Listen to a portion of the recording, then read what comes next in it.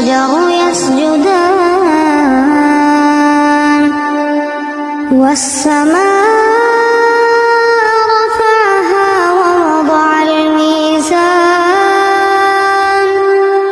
ألا تطغوا في الميزان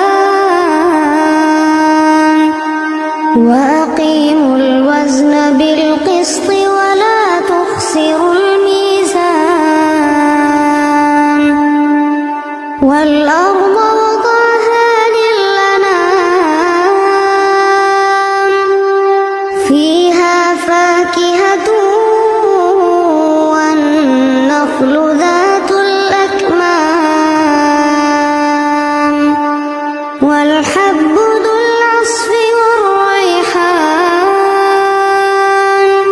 فبأي آلاء ربكما تكذبان ما شاء الله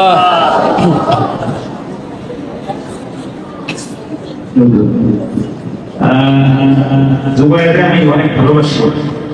এমনি তোমরা মনে করতেছ আপনারা এখন কেমন হয়েছে, 500 টাকা পুরস্কার দিলাম আর এই যে আঙ্কেল 500 টাকা আপনার দিয়ে দিন। শোনো জুবাইর, তোমাকে দেখো, আমি তোমার আবার বলবো, এই পৃথিবীতে রাজ করার মতো যোগ্যতা তোমাকে দিয়েছেন। বেয়াদবি যেন কোনোভাবে কোনো ওস্তাদের সাথে না হয়। একটা বেয়াদবিতে তোমার জীবন ধ্বংস হয়ে যাবে। কোনোভাবে কোনো ওস্তাদের সাথে বেয়াদবি না হয়। একটা সেকেন্ড ক্লাস তুমি মাইল দিয়ে পারবে, তোমার অনেক উজ্জ্বল ভবিষ্যৎ সামনে, এটাকে কোনো কিছু নষ্ট করবে না, ঠিক আছে? আমাদের সবাই ও আমাদের শ্রেষ্ঠ সন্তানদের একজন হয়ে চলেছে। আর রায়হান পরিবারের ধন্যবাদ করছি ইনশাআল্লাহ। আমাদের রায়হানের পরে এত সুকণ্ঠ এবং মিষ্টি কণ্ঠ আমরা কম পেয়েছি। আল্লাহ জুবাইরকে যেন বিশ্বমানের একজন মানুষ আল্লাহ হাফিজ বানিয়ে দেয়, সকলে বলছে আমিন।